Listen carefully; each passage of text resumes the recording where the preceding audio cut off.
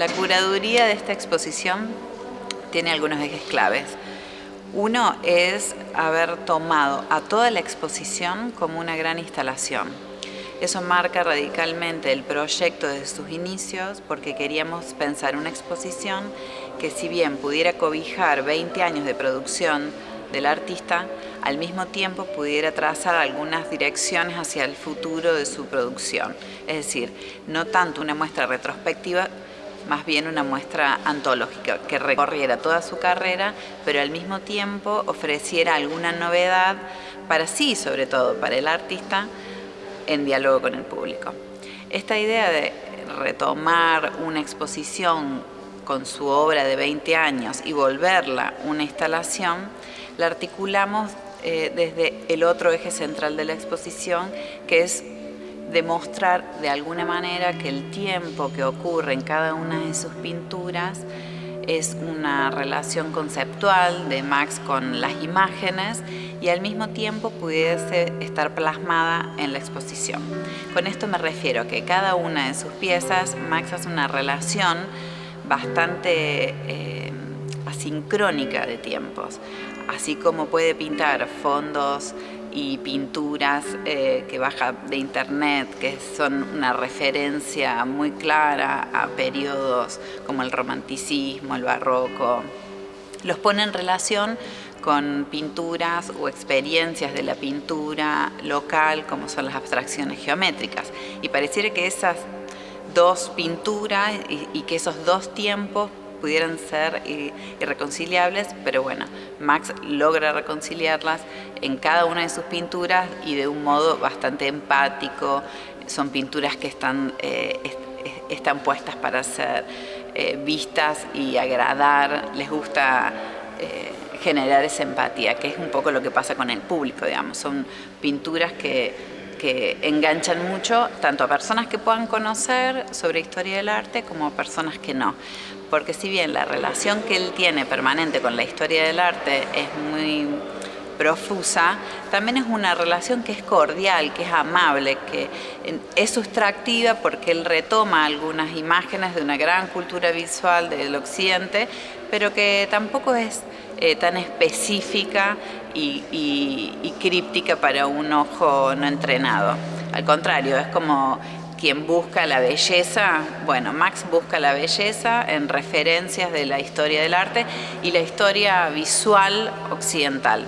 Entonces, por un lado tenemos dentro de la curaduría esta idea de una exposición como una instalación con sus 20 años de producción, una relación temporal asincrónica que queríamos demostrar a través de este montaje que, si bien es lineal y si bien es muy generoso y abundante, decidimos que no estuviese la información de cada una de las piezas dentro de la expo, sino que está en el apoyo que implica el folleto de mano. Cada uno que quiere saber cómo se llama o de qué año está lo cual pieza, lo puede chequear en el folleto. Pero a simple vista en la exposición no está, porque nos parecía interesante que en este gran remolino de información y de imágenes no se distinguiera qué obra era del 2001 o qué obra es del 2019, porque básicamente queríamos demostrar este método Max Gómez Canle, que es un sistema que es bastante cerrado sobre sí mismo y que es cerrado en determinados tópicos, en determinadas materialidades sobre las que trabaja, las referencias que usa. Entonces no tiene tanto que ver los periodos de producción, como en otros artistas son más evidentes, sino como un gran sistema de pensamiento acerca de la pintura, una forma que él entiende de darle cuerpo a la pintura.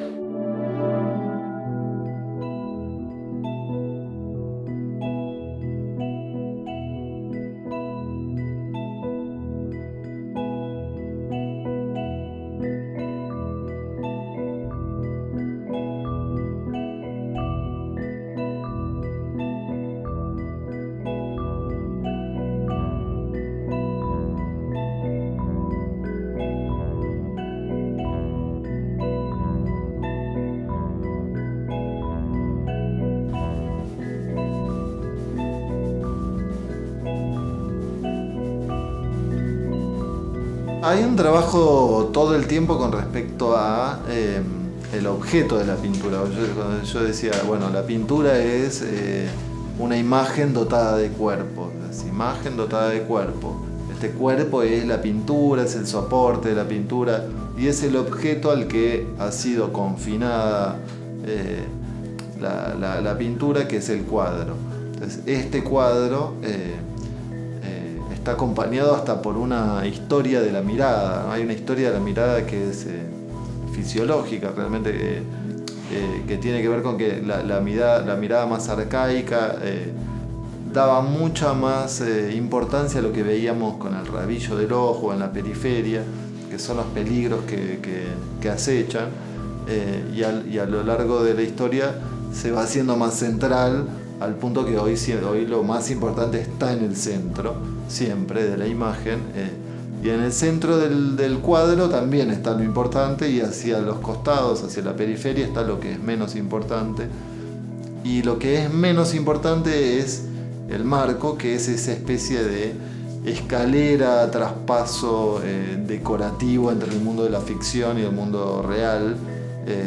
Y entonces como empecé una serie de trabajos que pensaban y jugaban con esas situaciones, ¿no? Entonces ahí hay los primeros trabajos al respecto, tenían que ver con, de nuevo vuelvo al dar vuelta como una media un cuadro, en los términos en cómo opera ese objeto, ¿no? Entonces el marco iba a parar al medio y la pintura a la periferia, y entonces uno plantado frente a una obra así tiene que volver a pensar cómo mirar un cuadro, ¿no? Cómo recorrerlo, ¿sí? Si ver con el rabillo del ojo la pintura, o si recorrerla, o si dedicarse a contemplar directamente el marco, que es a la vez la parte más decorativa, que muchas veces uno no sabe, es parte de la obra, no es parte de la obra, si está en el medio del cuadro es parte de la obra, bueno. Y después algunos absurdos, como que en el medio del marco, que está en el medio de la pintura ahora, debería caber todo el universo, porque si lo damos vuelta como una media, todo el universo tendría que entrar en el centro de esta pintura, objeto. Y entonces ahí aparecen también marcos corridos, y es esta situación de ventana de la pintura, ¿no?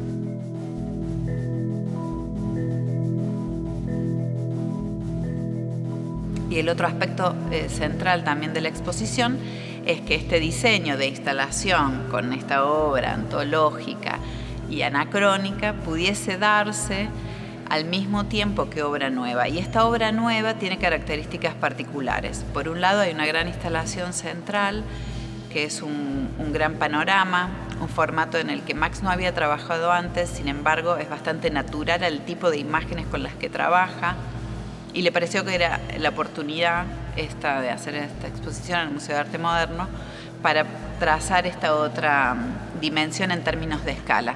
Y este panorama tiene una evocación, a diferencia del resto de sus pinturas o de la mayoría de las pinturas que habitan en esta sala, tiene una evocación más local. Hay algunos guiños a algunas pinturas como Cándido López o Prilidiano Pueyrredón. Era una centralidad en términos del tipo de obra, no solo local, sino la centralidad que ocupa esta instalación dentro de la exposición.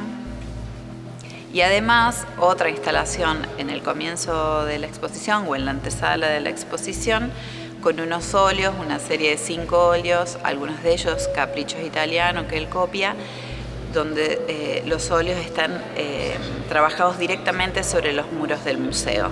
Son óleos monocromos, donde hicimos un experimento directamente temporal, o quisimos hacer ese experimento directamente temporal sobre esa porción de la sala, suspender el tiempo de algún modo. Esta situación del monocromo, de que no convivan esas pinturas con el resto de sus otras pinturas, nos daba un poco la sensación o la atmósfera de cierta fantasmagoria que no tienen las que están aquí adentro de la sala.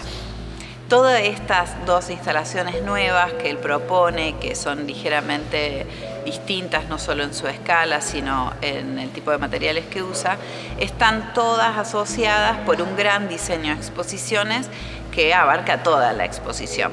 Y ese diseño de exposiciones sobre el que el museo siempre trabaja muy intensamente, en este caso en particular, son parte de la obra.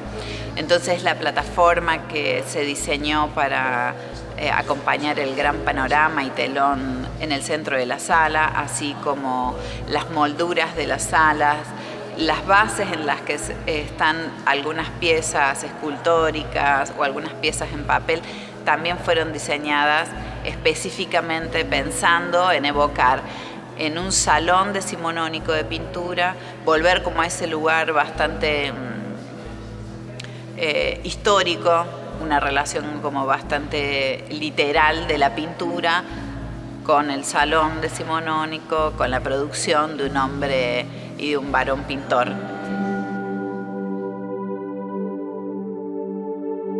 El Salón de los Caprichos está nombrando a este salón que realmente se comporta como un salón, que tiene esa disposición arquitectónica. La sala fue elegida también para que sea ese salón, porque es la sala que tiene el techo más alto, que es una caja perfecta. Pero a mí me interesaba mucho la idea del capricho como un lugar de soberanía del arte, de la actividad artística. Entonces, el capricho, que es ese pensar algo por fuera de la norma, en realidad, como una unidad que sostenida en el tiempo, digamos, el capricho ese serio y trabajado es la posibilidad de desarrollar cosas por fuera de la norma, por fuera de lo que viene dado.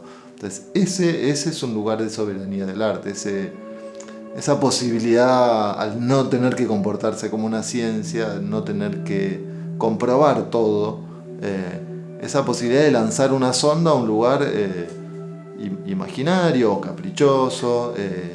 Y por otro lado, capricho también fue un subgénero de la pintura del paisaje que aparece en el siglo XVII, y que son los primeros paisajes que no remiten a un lugar real, ¿no? Entonces son estos capriccios que aparecen en Italia, que varios artistas van tomando de distinta manera, pero suelen ser lugares en donde el artista ya tenía una libertad de retratar un lugar que podía ser imaginario, que no necesitaba tener un tema religioso o mitológico, y en el que suelen aparecer ruinas que también son ruinas inventadas. Entonces, esta posibilidad de con la imaginación ir hacia un lugar nuevo y proponerle no solo construcciones, sino construcciones que ya han tenido su historia y a las que les vuelven a crecer los yuyos entre medio. La selección tuvo que ver con dar cuenta de todas las pequeñas puntas. Digamos, si mi obra fuese un territorio, era tratar de cubrir de manera pareja y lo más amplio posible, lo más cerca de las fronteras posibles, que no queden huecos en ese territorio que cubre, ¿no? Y sí, y hay humor ahí, yo además me divierto, y también lo hay en la puesta, en estas obras que aparecen en agujeros en la pared y que están por detrás de la pared, o que aparecen escarbadas en la pared. Sí, son situaciones de humor que a la vez a mí me hacen pensar posibilidades por fuera también de lo que sería habitual, ¿no? Y que también es un humor hasta sacrílego también con respecto a profano, con respecto a la historia de la pintura, a la aura de las obras, pero siempre acompañado de mucha dedicación, de mucho preciosismo, de mucho trabajo artesanal casi. Porque de hecho hay mucho trabajo también sobre este pensar cómo hay una historia paralela entre la historia de la pintura y la historia de las paredes, de nuestra relación con las paredes. Y entonces eso está muy puesto en práctica en distintos niveles. Uno es cómo está colgado, otro es estos agujeros que hay en la sala, otro es la obra que está en la antesala, que son pinturas directamente hechas sobre la pared. jugando con una especie de idea de la memoria de la pared, o de cómo las imágenes surgen y desaparecen y se desvanecen sobre una pared. Entonces está ese tiempo y está esa historia paralela de las paredes, de nuestra relación con las paredes y con las imágenes que les adjudicamos, ¿no?